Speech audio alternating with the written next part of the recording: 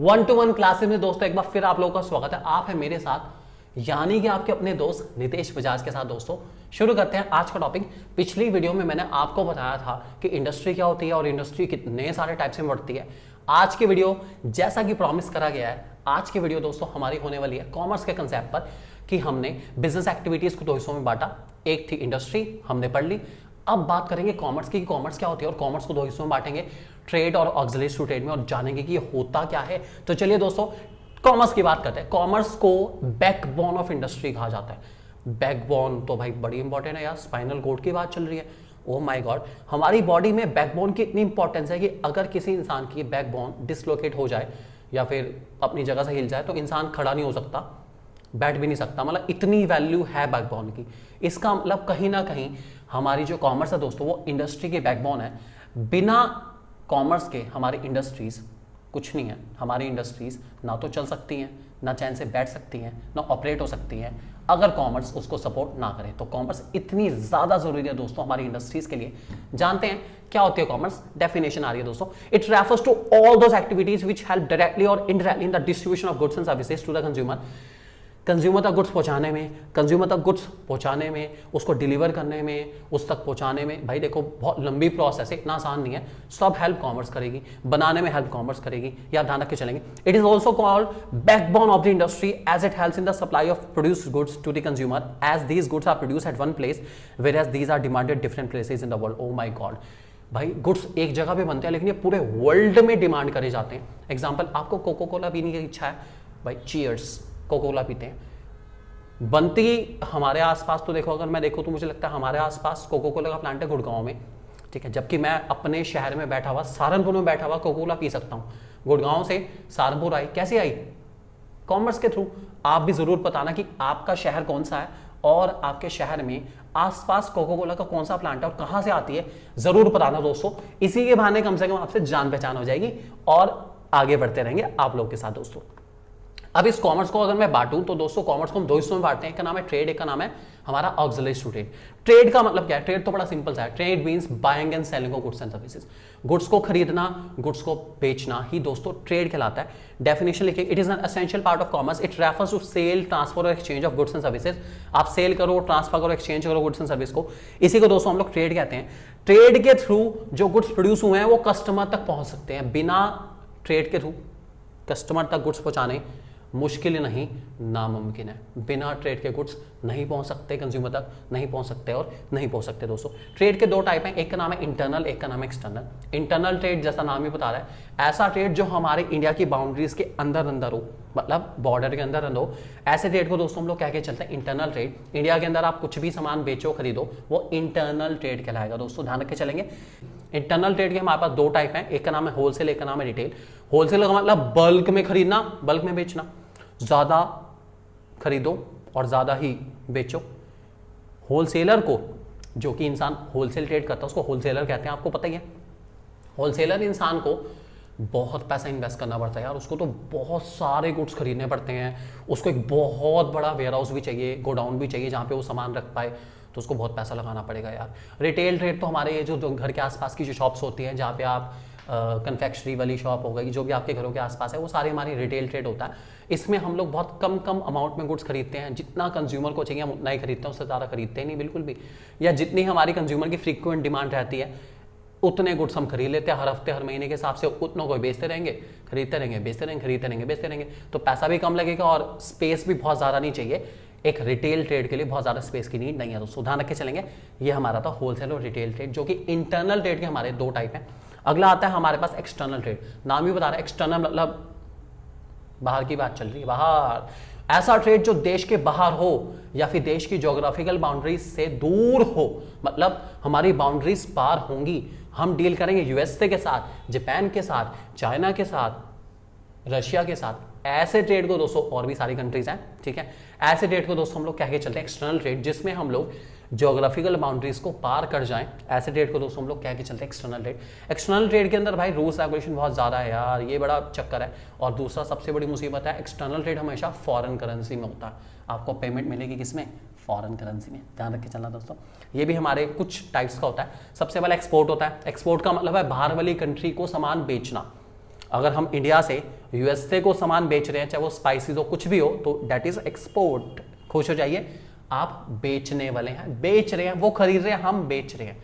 You should feel proud of it. दूसरा आता है हमारा इंपोर्ट। जब आप बाहर से कोई सामान खरीदते हैं दोस्तों, तो ये कहलाता है हमारा इंपोर्ट।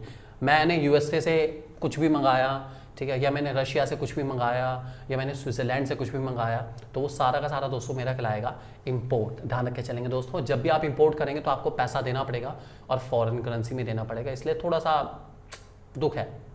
तीसरा आता है हमारे जिसका नाम है entry port trade. Entry port trade का मतलब होता है एजेंट बनना। एजेंट बनने का मतलब है जब मैं किसी कंट्री से सामान खरीदता हूं, अपनी कंट्री के लिए नहीं बल्कि किसी और कंट्री को बेचने के लिए, ऐसे ट्रेड को दोस्तों हम लोग एंट्री पोर्ट ट्रेड कहते हैं। मतलब buying of goods and services from one country to sell it to the other country, that is called entry port trade. Example इसका छोटा सा लेके चलते हैं, बहुत छोटा सा एग्जांपल, बढ़िया एग्जांपल। मान के चलते हैं इंडिया और पाकिस्तान के बीच में रिलेशन वैसे भी थोड़े बहुत खटास वाले रहते चलते रहते हैं अपना, ठीक है। तो नेपाल ने क्या करा, नेपाल की बात पाकिस्तान के साथ भी ठीक ठाक है और इंडिया के साथ भी बहुत अच्छी बात है। तो नेपाल ने क्या करा, इंडिया से कोई सामान खरीदा और पाकिस्तान को आगे बेच दिया और अपनी कमीशन बीच में कमा ली। तो ऐसे ट्रेड को दोस्तों हम लोग कहेंगे एंट्री पोर्ट ट्रेड। ध्यान रख के चलेंगे दोस्तों, बहुत ही सिंपल सा हमारा ये एग्जांपल था। फिर आते हैं auxiliaries to trade. Aids and auxiliaries to trade का मतलब क्या होता है, वो सारी एक्टिविटीज जो आपकी इस कॉमर्स को कंप्लीट करें और आपके इस ट्रेड को बहुत स्मूथली कैरी ऑन करने में हेल्प करें। देखो, इंडस्ट्री की हेल्प कर रहा है ट्रेड और ट्रेड की हेल्प कर रही है हमारी ऑक्सिलरीज टू ट्रेड। तो आपके इस ट्रेड को और ज्यादा स्मूथ बनाने के लिए, प्रेडिक्टेबल बनाने के लिए और बहुत ज्यादा फैसिलिटेट करने के लिए दोस्तों ऑक्सिलरीज टू ट्रेड का यूज होता है, ताकि कंज्यूमर तक गुड्स सही टाइम पर पहुंच पाए, सही कीमत पर पहुंच पाए और एटलीस्ट कंज्यूमर को पता भी तो चले कि गुड्स आया है मार्केट में नया। तो इसके लिए दोस्तों मुझे ऑक्सिलरीज टू ट्रेड या एड्स टू ट्रेड का सहारा लेना पड़ता है दोस्तों। इसके डेफिनेशन में लिखा गया है, एक बार पढ़ लेते हैं जल्दी जल्दी फटाफट। These activities which help in the smooth flow of trade is known as aids और auxiliaries to trade. These activities make buying and selling goods easier। ये आपकी बाइंग सेलिंग को इजी बनाती है और ये प्रॉब्लम सारी हटा देती है जो कि एक प्रोड्यूसर को फेस करनी पड़ती है। ध्यान रखे चलेंगे दोस्तों, इसमें आती है आपके transportation, warehousing, banking, communication, advertising, insurance, सब कुछ आता है इसके अंदर। सबसे पहली चीज जो इसके अंदर आती है दोस्तों, उसका नाम है ट्रांसपोर्ट। ट्रांसपोर्ट का यूज आपको पता है, ट्रांसपोर्ट सब लोग जानते हैं। ट्रांसपोर्ट का मतलब होता है physical movement of goods from one place to another. एक जगह से गुड्स को दूसरी जगह तक लेके जाना दोस्तों, इसको हम लोग क्या के चलते हैं, ट्रांसपोर्ट। और ट्रांसपोर्ट के थ्रू हमारा ऑब्स्टेकल, हिंड्रेंस रिमूव होता है। किस चीज का, किस चीज का, किस चीज का, प्लेस का। अब एग्जांपल के चलते हैं, आप अपने शहर में बैठे बैठे, ठीक है, गुजरात का ढोकला खा सकते हैं, बिल्कुल खा सकते हैं, ठीक है।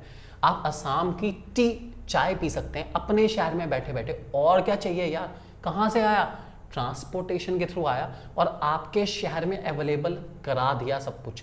आप चाहे नारियल पानी, भाई केरल से आया नारियल पानी, पूरे इंडिया में बिकता है, कैसे आया, ट्रांसपोर्ट के थ्रू। यही तो सबसे बड़ी खासियत है दोस्तों, ट्रांसपोर्टेशन के थ्रू हम लोग प्लेस के जो हर्डल है, ऑब्स्टेकल, उसको रिमूव कर सकते हैं बहुत आसानी से। ध्यान रख के चलेंगे दोस्तों, ठीक है। अगला आता है जिसका नाम है हमारे पास कम्युनिकेशन। कम्युनिकेशन हमारा मोस्ट और बहुत ही अच्छा खासा इंपॉर्टेंट कंसेप्ट है हमारा ऑक्सिलरीज टू ट्रेड का। ऑक्सिलरीज टू ट्रेड में हम लोग कम्युनिकेशन के थ्रू बहुत आसानी से अपने ऑर्डर नोट करा सकते हैं, पूछ सकते हैं कितना ऑर्डर चाहिए, कब चाहिए, कैसे चाहिए। कम्युनिकेशन के थ्रू हम लोग बहुत आसानी से इन सब चीज़ों को सॉर्ट आउट कर सकते हैं। तीसरा आता है दोस्तों हमारा जिसका नाम है बैंकिंग एंड फाइनेंस। एक इंडस्ट्रियल हाउस को बहुत सारे पैसे की जरूरत पड़ती है अपने एक्टिविटीज़ को स्मूथली कैरी ऑन करने के लिए, अपने बिजनेस ऑपरेशन को कैरी ऑन करने के लिए, अपनी इंडस्ट्री को चालू रखने के लिए। ऐसी सिचुएशन में अगर उनको कभी भी पैसे की नीड पड़ती है तो बैंक्स आर ऑलवेज अवेलेबल और बैंक उनको पैसे की शॉर्टेज में हमेशा हेल्प करेंगे। बस आप हेल्प मांगो, बैंक आपकी हेल्प करेगा और आप अपनी एक्टिविटीज को बहुत स्मूथली चला सकते हो। प्रोडक्शन नहीं रुकना चाहिए। अगला इंश्योरेंस। एक बिजनेस में ना दोस्तों बहुत तरह के रिस्क होते हैं। एक बिजनेसमैन को डर लगा रहता है कि यार मेरी फैक्ट्री में आग लग गई तो, मेरे गुड्स डिस्ट्रॉय हो गए तो, ऐसा हो गया तो, वैसा हो गया तो इन सारी प्रॉब्लम से बचाने के लिए एम्प्लॉयज हमेशा, जो हमारा एम्प्लॉयर है, ठीक है, एम्प्लॉयज को भी बचाना है ऐसी दुविधाओं से, एम्प्लॉयज की जान चली गई या कुछ भी प्रॉब्लम हो सकती है, तो हमेशा जो हमारा एम्प्लॉयर है, जो कंपनी का मालिक है, वो इंश्योरेंस लेता है। इंश्योरेंस एक एग्रीमेंट है कंपनी के साथ एम्प्लॉयर का, ठीक है, जिसमें कंपनी ने उसको प्रॉमिस करा है कि आपकी कंपनी में कुछ भी प्रॉब्लम आ जाती है, आपके गुड्स डिस्ट्रॉय हो जाते हैं, फायर लग जाती है, आपके एम्प्लॉयज की डेथ हो जाती है, कुछ हो जाती है, तो हम उसको एक एडिक्वेट अमाउंट ऑफ कंपनसेशन देंगे।